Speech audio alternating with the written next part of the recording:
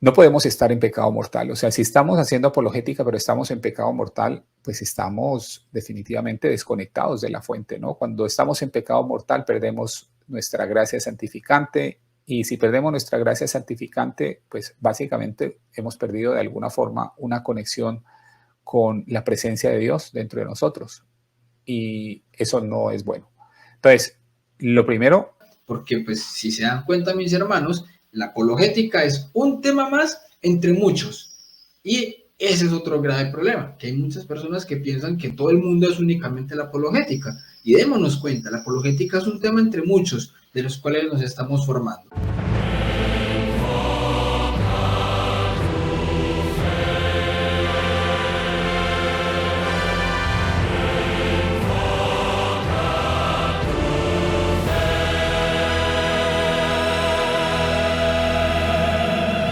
Paz y bien. Un saludo para todos en los corazones de Jesús, José y María. Mi nombre es William Toro. Sean todos bienvenidos. Hoy toco una lección impresionante. ¿Por qué? Porque a mí me encanta, me fascina la apologética. Y hoy la lección que tenemos es eso, la apologética, la defensa racional de nuestra fe. Entonces, mis hermanos, resulta y les cuento que esa lección no la voy a dar yo. Esa lección la va a dar mi gran amigo Hugo Delgado, del canal Osana in Excelsis.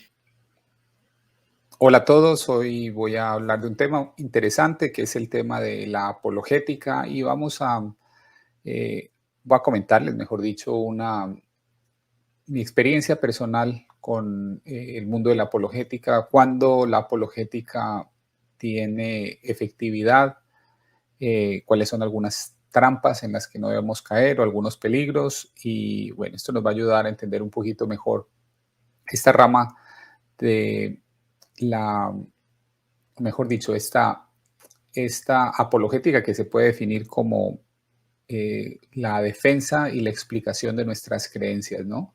Entonces, cuando yo soy un apologeta, lo que hago es defender activamente lo que son mis creencias y explicarlas de una forma convincente, de una forma lógica y de una forma contundente, de forma que uno pueda proveer una justificación racional por la fe y eventualmente convertir a otras personas a la fe católica, ¿no? Entonces, eh, digamos que la apologética como tal puede tomar eh, puede ir por muchos caminos o puede tomar muchas formas.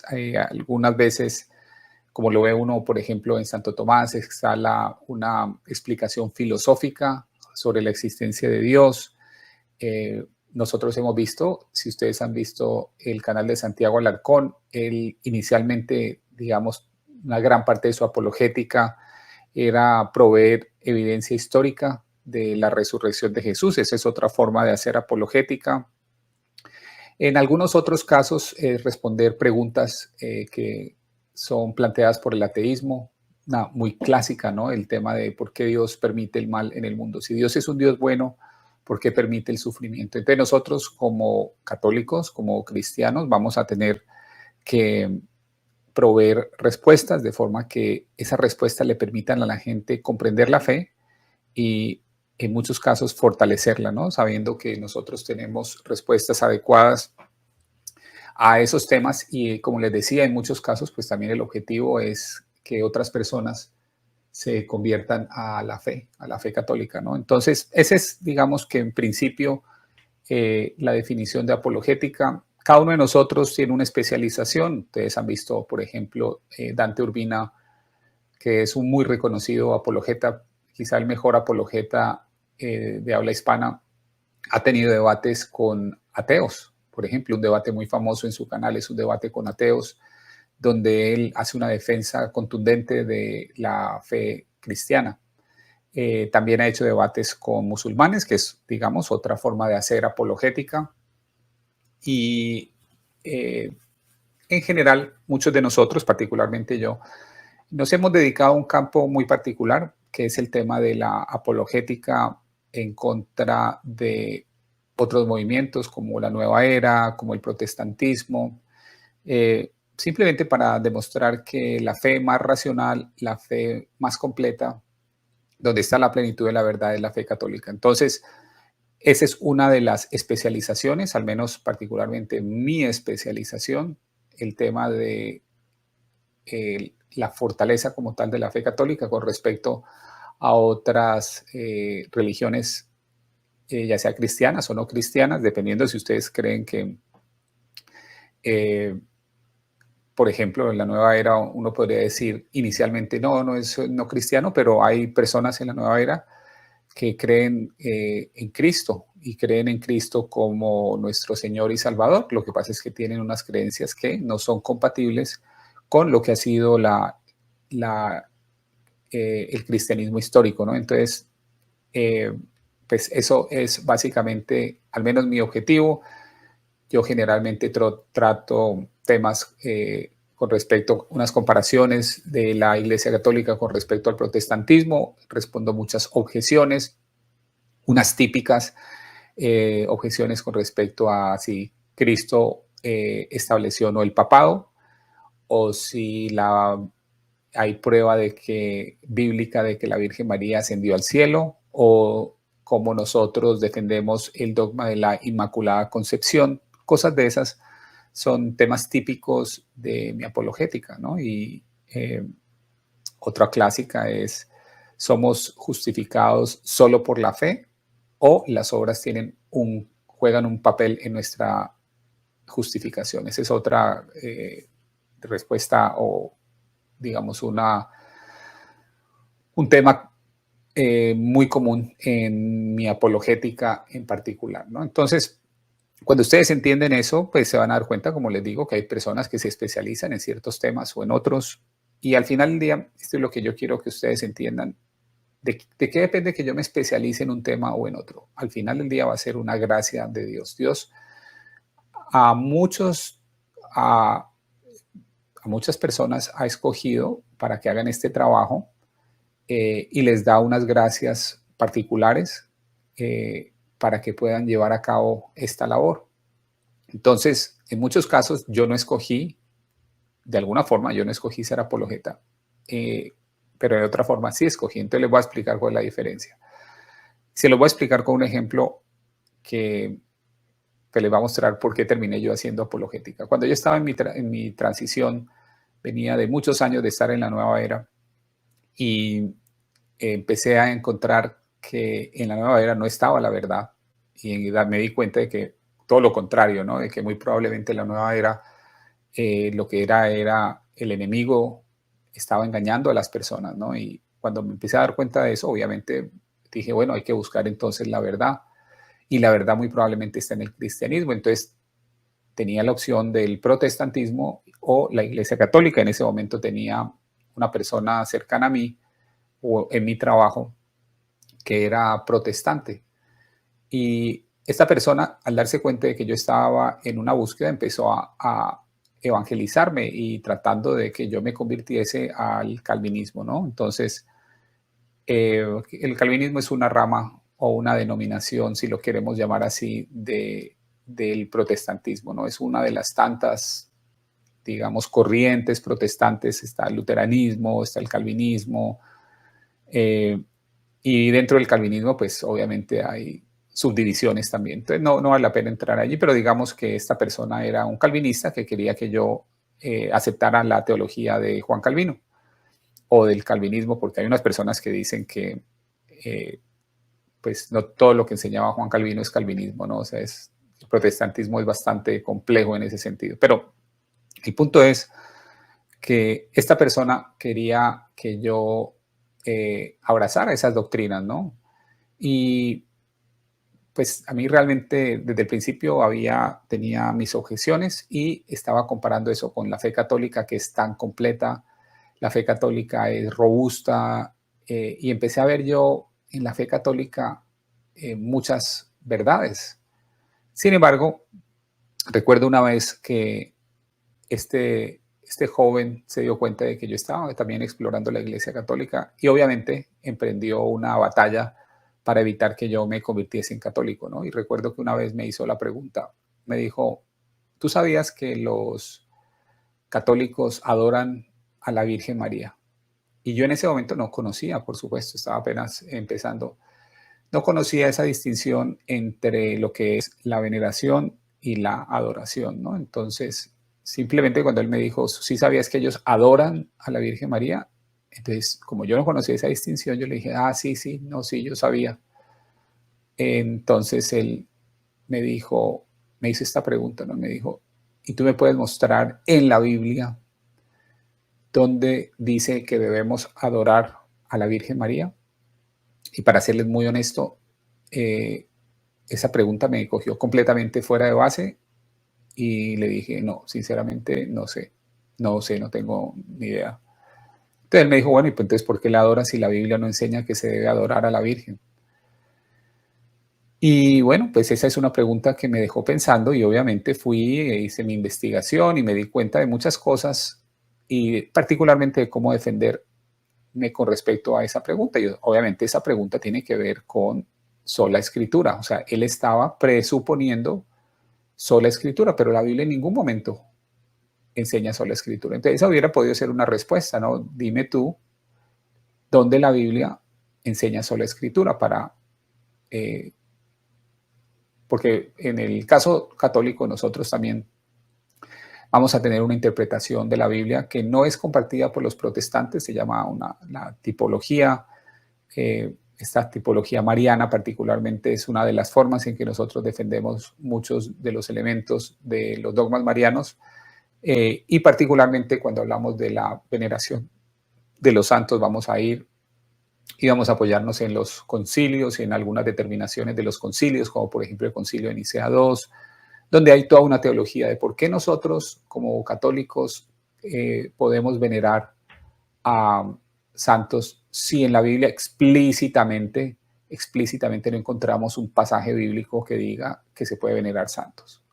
Pero bueno, hay muchas cosas que la Biblia no dice. En la Biblia no se habla de que explícitamente de que Cristo tiene dos naturalezas en una sola hipóstasis, se llama la unión hipostática y esa es una doctrina que todo cristiano ortodoxo o que se considere ortodoxo debería creer. Entonces, cuando uno empieza a ver ese tipo de cosas, se da cuenta de que no necesariamente la Biblia va a decirme explícitamente ciertas cosas, sino que para eso está la iglesia, para que me guíe, para que haga el trabajo teológico y que yo pueda entender mejor la palabra de Dios y qué cosas son permisibles, qué cosas no, cómo puedo adorar, qué cosas no puedo hacer. Entonces, en resumen, esa experiencia fue para mí un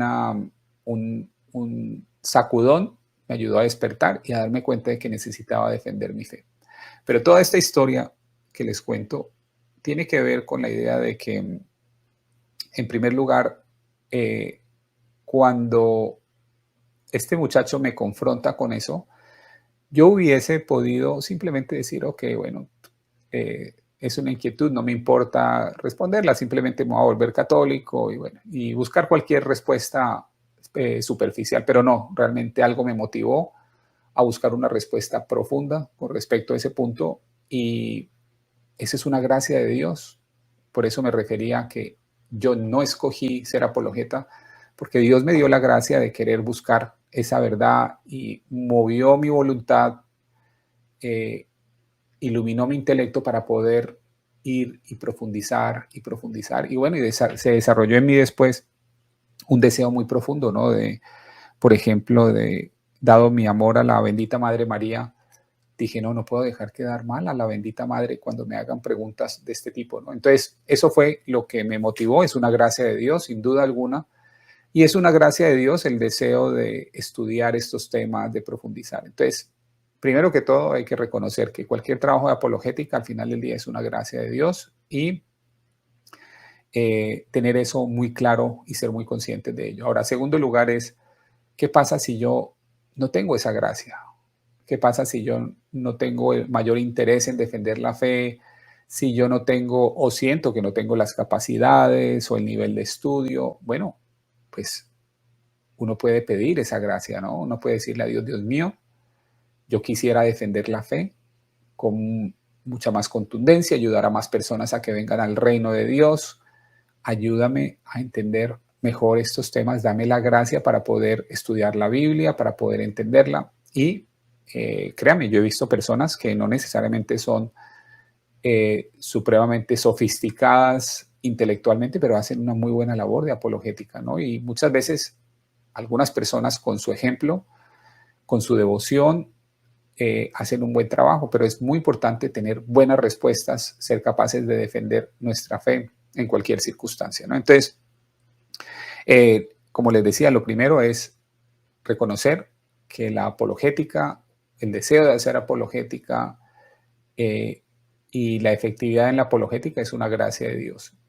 Eso es lo primero. Y lo segundo es que si no tengo aún esa gracia o veo que no la tengo en la medida que quisiera, pues podemos pedirle a Dios que nos dé esa gracia, que amplifique esa gracia en nosotros, y eso efectivamente es algo que Dios nos puede dar y nos puede ayudar en este camino. ¿Por qué? Porque la idea es traer más personas al reino de Dios. Eso es parte de nuestra labor en este mundo, es ir y compartir la buena nueva, compartir el evangelio, traer más personas al reino de Dios y permitir que las personas que no tienen la plenitud de los medios de salvación, que solamente se encuentran en la Iglesia Católica, puedan acceder a esa plenitud, a la plenitud de los medios de salvación. Bueno, entonces ese es el primer punto. Cuando uno entra a hacer apologética, pues uno se va a encontrar un dilema, ¿no? Particularmente ustedes lo van a ver. Uno se puede dedicar a estudiar y hacer la apologética de una perspectiva meramente intelectual. Pero yo diría que esa es una labor que no va a fructificar o que no nos va a dar los frutos que realmente se podrían dar, ¿no? Entonces, cuando uno decide hacer un trabajo en apologética, es muy importante también, y particularmente cuando empieza a hacerlo público, ¿no? Y cuando uno empieza, al menos en mi canal, para mí fue una sorpresa, cuando mi canal empezó a despegar. Yo hice un par de videos para defender al padre Rabasi, luego tuve un debate con Jonathan Ramos, y mi canal en ese momento, a partir de ese momento, empezó a despegar, ¿no? Y no me esperaba, digamos, esa respuesta. Hoy mi canal tiene 33,000 suscriptores, que para mí pues es una sorpresa tener esos números.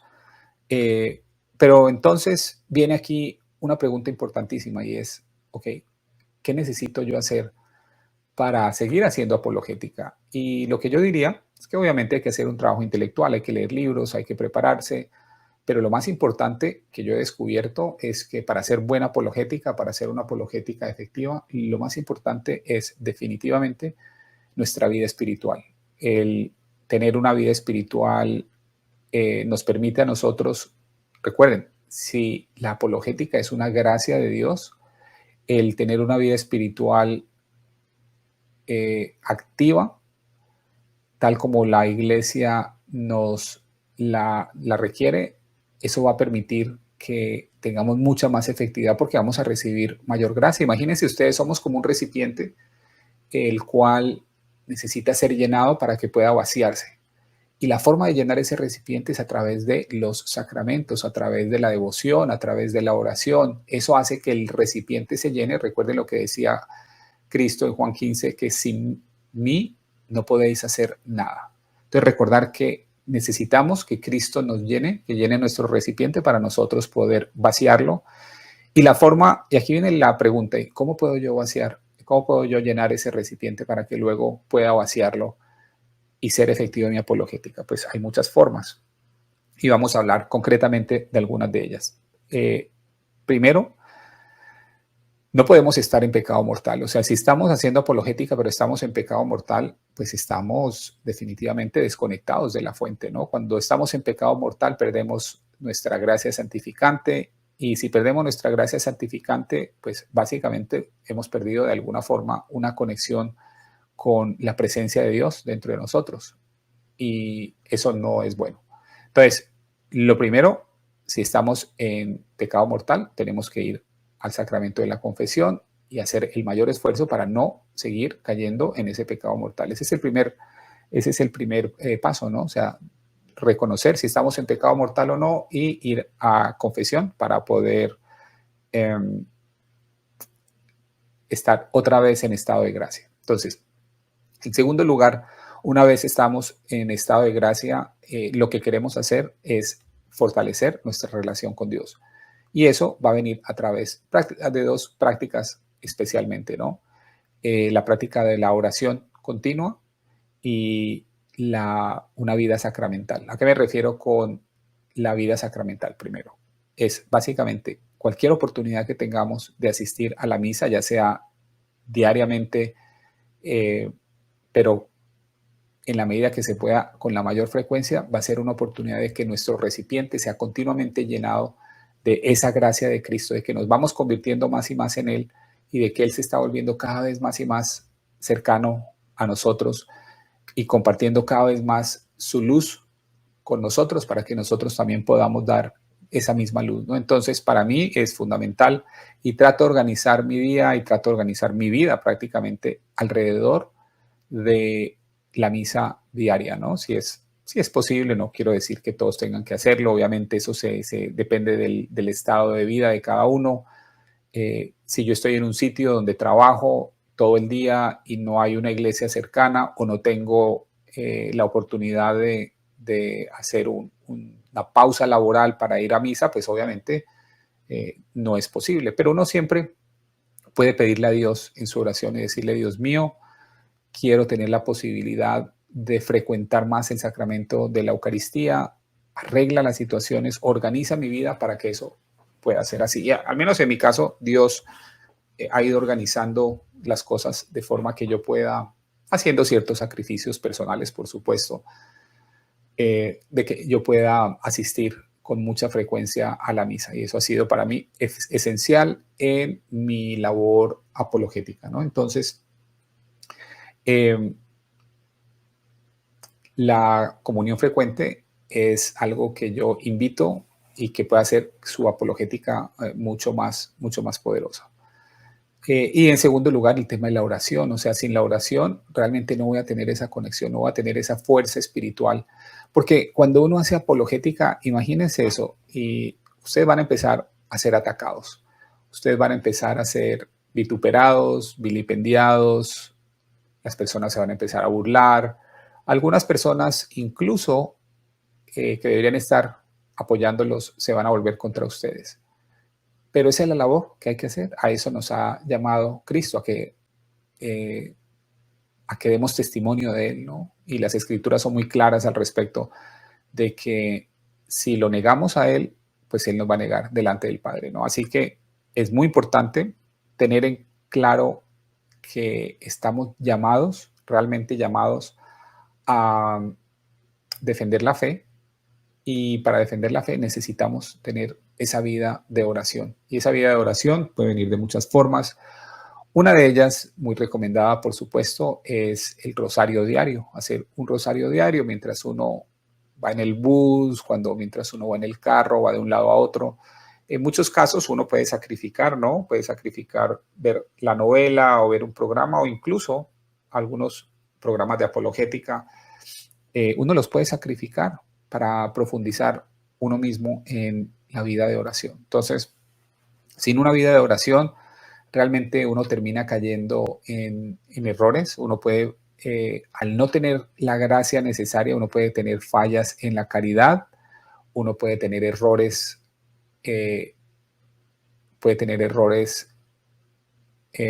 doctrinales y teológicos que pueden hacer daño a las personas. Y bueno, es una gran responsabilidad.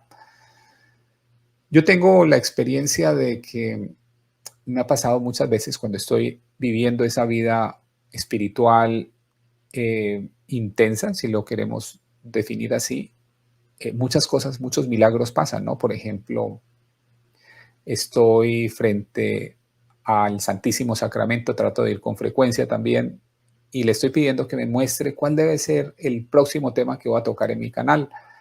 Y bueno, de alguna forma, ya sea leyendo algún interés se despierta en mi mente con respecto a un tema y hago un programa, y muchas veces me ha pasado que en los comentarios de mis programas las personas me dicen, oiga, yo estaba buscando ese tema y precisamente hoy usted lo saca y eso me ha ayudado de muchas formas. Entonces, es así como realmente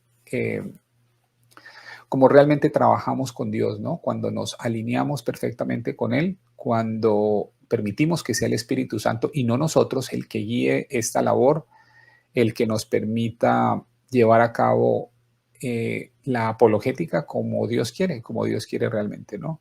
Entonces, como les he mostrado, pues obviamente hasta aquí hemos visto que la apologética es una gracia, pero es una gracia que podemos también pedir. Es una gracia que Dios da a ciertas personas inicialmente, pero es una gracia que, por supuesto, podemos pedirle a Dios que nos la dé. Vimos la importancia de la oración, de una vida sacramental, de estar con los sacramentos, de no estar en pecado mortal. Ese es otro punto importante de la apologética. Y en tercer lugar, por supuesto, está el tema de la preparación, ¿no? O sea, hay que estudiar la doctrina católica, hay que entenderla muy bien. Si bien esto es algo que no recomiendo, al menos a mí me toca leer mucho teología protestante, porque, bueno, a eh, si voy a defender mi fe con respecto a otra denominación o a una denominación, porque la verdadera fe de la Iglesia Católica es la fe de la Iglesia verdadera, pero hay denominaciones que van a cuestionar o van a atacar ciertas posiciones católicas. Entonces, para hacerlo, yo necesito conocer no solamente mi doctrina, sino cuáles son las objeciones que ellos tienen y qué cosas son las que ellos creen, ¿no? Entonces, obviamente hay que estudiar, pero lo más importante, por supuesto, es conocer nuestra fe. ¿Cómo podemos conocer nuestra fe? Es muy importante conocer muy bien el catecismo, estudiar el catecismo, profundizar en él. Uno puede escoger, dado que el catecismo es algo tan extenso, uno puede escoger algunos temas que más le gusten. Yo, por ejemplo, tengo mis temas donde me especializo, y cada uno de nosotros puede escoger ese tema. Puede ser el tema de la justificación, el tema de la Eucaristía, el tema de los dogmas marianos, el tema de la veneración de santos o de la intercesión de santos, si lo queremos llamar así. Entonces, uno escoge claramente cuáles son esos temas. Ahora, si a mí no me gusta ir y defender o tener argumentos con otras personas, pues uno puede dedicarse a entender su fe. De todos modos, va a ser útil y va a ser provechoso entender su fe. Pero lo que les digo es que siempre deben estar ustedes preparados a defender la fe de una forma paciente, de una forma amorosa, pero en muchos casos también de una forma bastante firme, ¿no? Entonces es muy importante defender nuestra fe, aprender a defender nuestra fe con firmeza. Finalmente y recientemente, estudiando las enseñanzas de un santo jesuita que es uno de mis favoritos, Claudio La Colombière, él decía algo muy interesante. El padre La Colombière era un experto en el tema de la dirección, en dar dirección divina, en ayudar a la gente a entender esta idea del abandono a la voluntad de Dios. Y una de las cosas que decía el padre Colombière era que una de las cosas por las que nosotros deberíamos orar intensamente es por la conversión de almas. Y yo diría que finalmente, para uno completar muy bien su trabajo apologético, no es solamente pedirle a Dios que me llene y que me dé la luz para poder hacer un buen trabajo, para poder tener buenos argumentos, para poder hacerlo con caridad, con sabiduría, para poder hacerlo con amor. Esos obviamente son dones de la gracia de Dios, ¿no? Pero hay algo que decía el padre La Colombière, y es que también, y este es, digamos, la otra cara de la moneda de la apologética, es que debemos orar continuamente por la conversión de las personas. Y si se los voy a poner de esta manera. Supongamos que alguno de ustedes quiere hacer una labor de conversión de almas, pero ustedes sienten que no son buenos argumentando, que se enredan, les parece difícil, no tienen de pronto la fluidez para poder defender la fe, pero eso no quiere decir que no pueden hacer apologética. Hay una labor de la apologética que generalmente hemos olvidado y es el orar por la conversión de las almas. Voy a poner un ejemplo. Digamos que yo tengo un muy buen argumento y en uno de mis programas doy un muy buen argumento. Pero puede ser que las oraciones de intercesión que se hagan por alguien hagan que ese argumento realmente fructifique en la persona. Entonces, de la misma forma, si no hay suficiente oración, puede que el argumento, por más bueno que sea, no fructifique. Entonces, nosotros en ese sentido podemos hacer una labor inmensa, inmensa de apologética, y es la oración para la conversión de las personas, para la conversión de protestantes, para la conversión de ortodoxos, de personas que están en la nueva era, musulmanes a la Iglesia Católica, judíos a la Iglesia Católica. Entonces, ese es el punto que yo no quiero que ustedes olviden. Si les interesa la apologética, si quieren hacer alguna labor apologética, pero no sienten su llamado a estudiar tanto, sienten que, como les digo, que probablemente argumentando no son los mejores, la pregunta es, ¿puedo hacer un trabajo apologético a pesar de eso? La respuesta es sí, pueden hacer un trabajo apologético. La oración, orar continuamente. Incluso yo en mi trabajo apologético, lo que más hago, trato de hacer es pedir por la conversión de las personas, pedir continuamente, orar continuamente por la conversión de las personas, porque eso es lo que prepara el terreno para que nosotros podamos llegar con los argumentos. Entonces, eso es finalmente con lo que quiero terminar, y es esta idea, ¿no? De que si yo quiero hacer un trabajo apologético, primero tengo que estar en un estado de gracia. Segundo, tengo que pedirle continuamente esa gracia a Dios para poder seguir haciendo una buena labor. Pero finalmente también puedo pedirle a Dios que prepare el terreno, que ayude a las almas, que multiplique su gracia para que muchas almas puedan tener una reacción favorable a los argumentos, una reacción favorable a la forma en que uno hace apologética. Yo puedo hacer una apologética. Imagínense ustedes eso, yo puedo hacer una apologética intelectualmente muy efectiva, puedo tener buenos argumentos, pero lo hago burlándome, lo hago diciendo falsedades, lo hago de una forma que va a hacer que una persona que eventualmente se hubiese podido convertir no se convierte por resistencia a la forma en que yo lo estoy haciendo. Entonces hay que ser muy cuidadosos con eso. Y bueno, finalmente decirles que cuando uno se mete a hacer apologética, pues hay unos frutos muy bonitos, ¿no? De ver a las personas convirtiéndose, pero también hay unos frutos amargos de ver rechazo, de ver ciertas situaciones que se generan por uno hacer la labor de apologética, pero bueno, esa es también parte de la cruz que Cristo nos llama a cargar, ¿no? Entonces, eso es lo que les quería compartir el día de hoy. Espero que les haya gustado, espero que hayan aprendido y espero volver pronto para tocar otro tema interesante en el canal de mi hermano William. Así que muchísimas gracias, que Dios los bendiga.